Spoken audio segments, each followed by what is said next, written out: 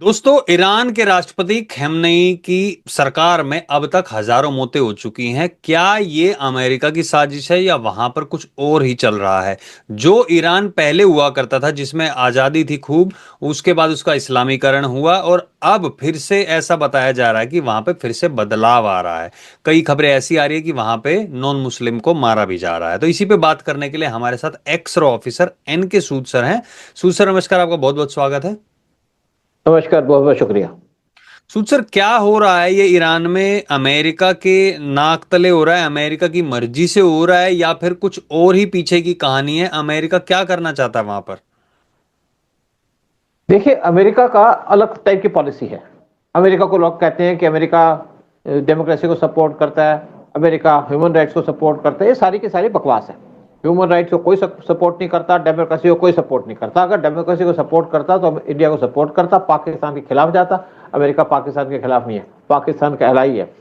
क्योंकि अगर अमेरिका किसी ऐसी कंट्री के अंदर जहां पे डिक्टेटरशिप उसको सपोर्ट करता है तो उसको वहां चिंता की जरूरत नहीं होती, क्योंकि सारा का सारा मीडिया उनके कंट्रोल में होता है। और इसी तरीके से आसिफ मुनीर को पैसे दे दिए जाते हैं अमेरिका के द्वारा। इसी तरह से जो उनके पहले आर्मी के जैसे उनको पैसे दिए जाते थे। और अगर कोई प्रेसिडेंट बनता था पाकिस्तान के अंदर तो अमेरिका की मर्जी से बनता था।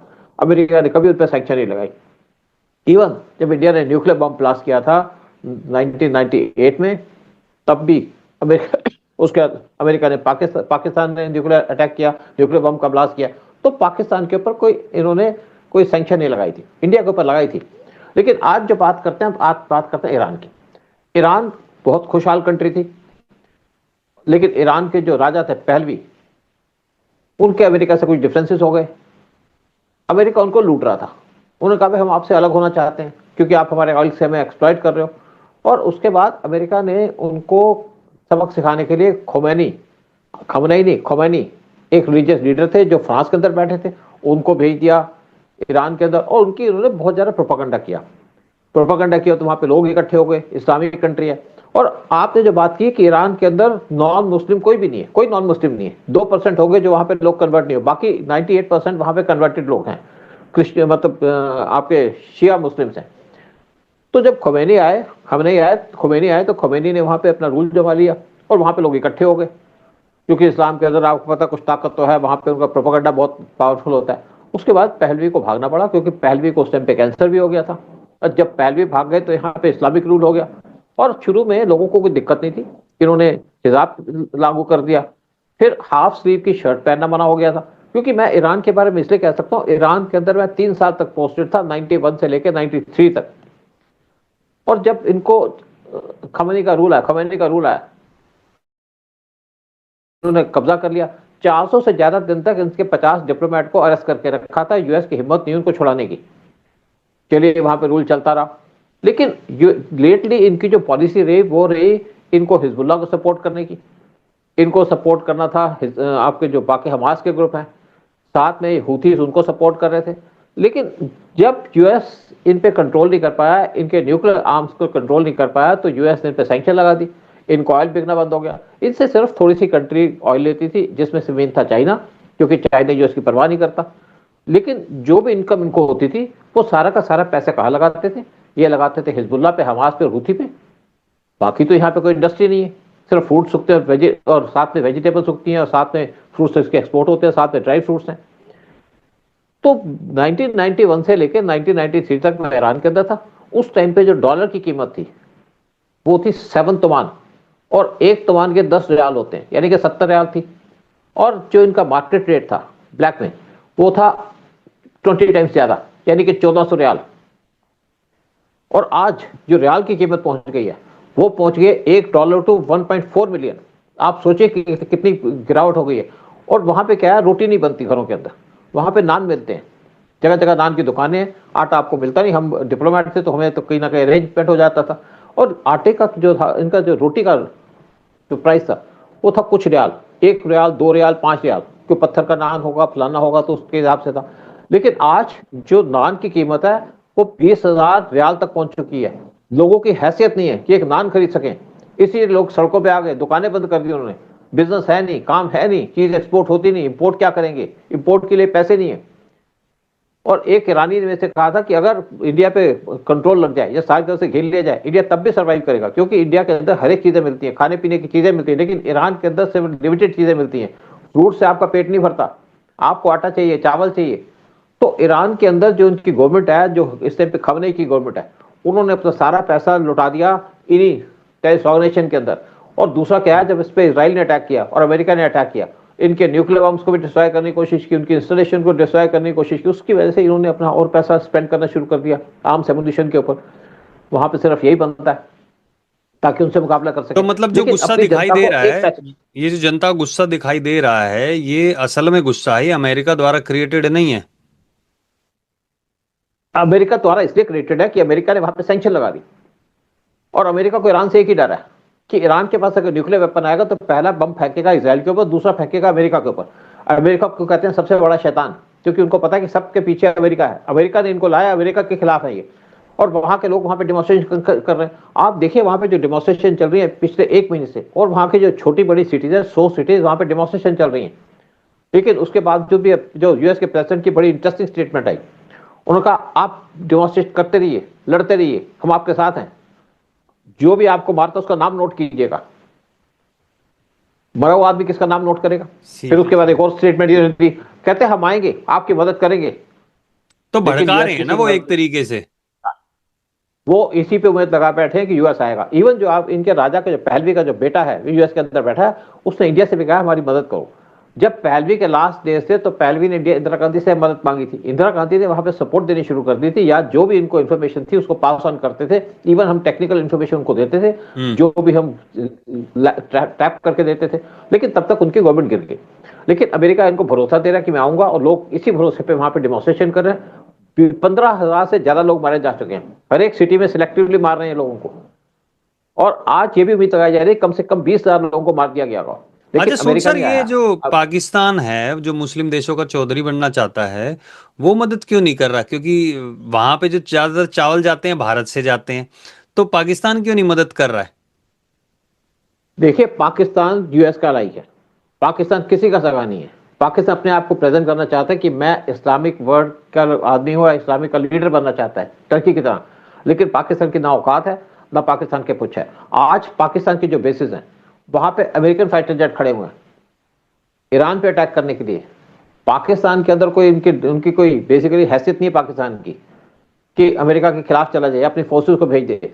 पाकिस्तान तो हमास में भी, हमास के सपोर्ट, इसराइल के सपोर्ट में अपनी आर्मी को भेजने को तैयार था, लेकिन इसराइल ने मना कर दिया कि हमारा ये डिपेंडेबल आदमी है, इसको तुम देंगे नहीं। देखिए, पाकिस्तान कुछ नहीं कर सकता, यहाँ पे पाकिस्तान पे पूरा कंट्रोल है यूएस का। और यूएस के जो इस टाइम पे बॉम्बर्स हैं वो कतर में खड़े हैं। गल्फ के अंदर यूएस की 200 से ज्यादा बेसिस हैं, पूरे गल्फ के अंदर यूएस छाया हुआ है। और लेकिन वो अटैक नहीं करेगा ईरान के ऊपर। यूएस एक ही हालत में पाकिस्तान ईरान पे अटैक करेगा कि अगर उसको लगा कि ईरान के पास न्यूक्लियर बम है, ईरान न्यूक्लियर बम बना रहा है, तो उन पे अटैक करेगा। अदरवाइज उनके लोगों को बचाने के लिए यूएस कुछ नहीं करेगा। ये लिख लीजिएगा मेरे सर।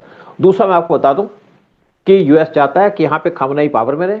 यूएस चाहता है कि ईरान इसी तरीके से रहे यहाँ पे, और वो हमास को थोड़ी सपोर्ट दे, थोड़ी सी हिजबुल्ला को सपोर्ट दे, थोड़ी सी हुतीस को सपोर्ट दे, क्योंकि इन्हीं की वजह से पूरे गल्फ के अंदर खतरा बना रहेगा और घबराया रहेगा पूरा गल्फ।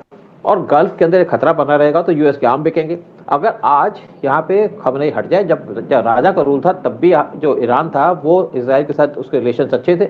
अगर आज खमनेई हट जाए तो जो खतरा है, जो डर है हमास से या हूथी से, वो खत्म हो जाएगा। और सऊदी भी इनसे प्लेन नहीं लेगा, ना कोई गल्फ कंट्री से प्लेन लेगी, ना इनकी यहाँ पे बेसिस की जरूरत पड़ेगी। और इसी तरीके से इसराइल भी इंडिपेंडेंट हो जाएगा। यूएस चाहता है कि यहाँ पे लड़ाई चले, यहाँ पे डिस्टर्बेंस है, ताकि उसके आर्म्स बिके, उसका सामान बिके और उसकी यहाँ पे डोमिनेंस रहे। यूएस का पॉलिसी है डिवाइड एंड रूल, यहाँ पे आपस में लड़ते रहो और मारते रहो किसी न कभी। अब कभी कभी यूएस आ जाता है अपने 2-4 बॉम्बर लेकर के, लेकिन ये जो मेन डर है वो है इनको हमास का, हुतीस का, ईरान का। ईरान शिया है और ज्यादातर कंट्री जो बैठे हैं गल्फ के अंदर वो है सुन्नी, इसीलिए यहाँ पे एक डिफरेंसेस भी है आपस के अंदर। लेकिन जो यूएस की पॉलिसी है वो है मरो जाओ, भाड़ में जाओ, कोई हमें ह्यूमन राइट से लेना नहीं है। आप लड़ो, लड़ते रहो, मरते रहो, हजारों लोग मर जाएंगे, लाखों मर जाएंगे, वो फर्क नहीं पड़ेगा। और जहां तक बात करें हम खमनेई की या इस्लामिक कंट्री की या इस्लामिक रूल है जो यहाँ पे, वो डेड बॉडीज के ऊपर भी अपना रूल कर सकती है। लोग मरे रहे, उनको जमीन चाहिए, उनको अपना एक एजेंडा है, उस पर काम करना है कि इजराइल पे अटैक करेंगे, यूएस पे अटैक करेंगे और जो मिलिटेंट ऑर्गेनाइजेशन उनको सपोर्ट करेंगे। यही एजेंडा है पाकिस्तान का। पाकिस्तान पे लोगों का भरोसा नहीं करता, लोगों की हेल्प नहीं करता। वहां पे जो भी पैसा आता है उसको उनकी आर्मी खा जाती है, और वहां पे आप देखिए जगह जगह मारकाट होती है, चाहे अच्छा बलूचिस सूद हो सर, एक चाहे आपके। इससे भारत का इस पे क्या असर पड़ेगा, क्योंकि चारबाग पोर्ट है और वहां से सीधी एक ट्रेन लाइन के जरिए भी रशिया तक व्यापार करने की पूरी तैयारी थी। इससे तो भारत को भी बहुत बड़ा लॉस है। नहीं, भारत को तो लॉस है ही। देखिए, जब ईरान के अंदर, जब ईरान पे सैंक्शन नहीं लगी थी, तो इंडिया ईरान से ऑयल लेता था, वो भी हम्म। लेता था रुपये के अंदर। और जो ऑयल लेते थे उसके बदले में उनको सामान देते थे, खाने पीने की चीजें देते थे, हमें तो फायदा था। ईरान से हमारे रिलेशन भी अच्छे, ईरानियन हमें पसंद भी करते हैं, क्या उनकी इस्लामिक गवर्नमेंट है वो भी हमें पसंद करती है। दिखाने के लिए वो कई बार यूएन में पाकिस्तान को सपोर्ट करते थे कश्मीर के ऊपर, लेकिन कोई भी उनकी इन्वॉल्वमेंट नहीं थी इंडिया के अंदर हमारे यहाँ पे टेररिज्म फैलाने की या कुछ और चीज पे। आपको याद होगा एक बार इसराइल एम्बेसी में बम फेंका गया था, हम्म। और ये नाम आया ईरान का क्योंकि उनकी दुश्मनी है उससे। तो मेरे से बात हुई थी टीवी के अंदर, तो मैंने कहा इस पे ईरान का कोई रोल नहीं है, ये हाँ काम किया टर्की ने, क्योंकि टर्की ने वहां पे अटैक करके एक तरफ डायरेक्शन दे दी कि ये ईरान ने किया और कोशिश की थी, लेकिन जब बाद में पता चला कि यहाँ पे तो ईरान का कोई रोल ही नहीं है। ईरान किसी भी तरीके से इंडिया को नुकसान नहीं पहुंचाना चाहता, चाहे इस्लामिक गवर्नमेंट हो चाहे दूसरी गवर्नमेंट हो। अगर वहां पे सिचुएशन नॉर्मल होती है, सैंक्शन हटती है, तो इंडिया का जो चबार पोर्ट है वो एक्टिव हो जाएगा, हम ट्रेड कर पाएंगे, बिजनेस कर पाएंगे ईरान के साथ भी, साथ में हम जो रशियन रिपब्लिक कंट्रीज है उनसे बिजनेस कर पाएंगे, साथ में हम अफगानिस्तान से कर पाएंगे। जब इंडिया ने अपने चावल भेजने थे ईरान अफगानिस्तान के अंदर, तो पाकिस्तान ने लैंड रूट देने से मना कर दिया। तो हमने उस टाइम पे बात की कि हमने मेडिसिन भेजनी, तो ईरान के थ्रू हमारे प्लेन गए और हमने सारा का सारा सामान दिया अफगानिस्तान के अंदर। हम्म। उसके बाद जब पाकिस्तान ने रोड खोला, अदरवाइज हम सारा का सारा जो चावल है वो भी हम देने की तैयारी कर रहे थे पाकिस्तान के, ईरान के चाबार पोर्ट से अफगानिस्तान के अंदर। लेकिन in the mean time situation normal हो गई। लेकिन आज हमें कोई डर नहीं है अफगानिस्तान से। जरूर हमारा नुकसान हुआ है कि चाबार पोर्ट एक्टिव नहीं है, लेकिन हमने जब $3 बिलियन अफगानिस्तान के अंदर खर्चे थे, तो लोगों ने कहा कि आपके तो पैसे वेस्ट हो गए, वहां तो गवर्नमेंट तालिबान की आ गई। लेकिन वही $3 बिलियन हमें, हमारे को, उनकी अफगानिस्तान की गवर्नमेंट, तालिबान की गवर्नमेंट आज हमारी अप्रिशिएशन करती है उसकी वजह से, और आज कहती है आप आइए हमारे कंट्री के अंदर इन्वेस्ट करिए, यहाँ पे हमारे हम्म। डैम्स बनाइए, हमारे कंट्री को प्रोग्रेस कराइए। लेकिन पाकिस्तान को कोई नहीं पूछता। राइट।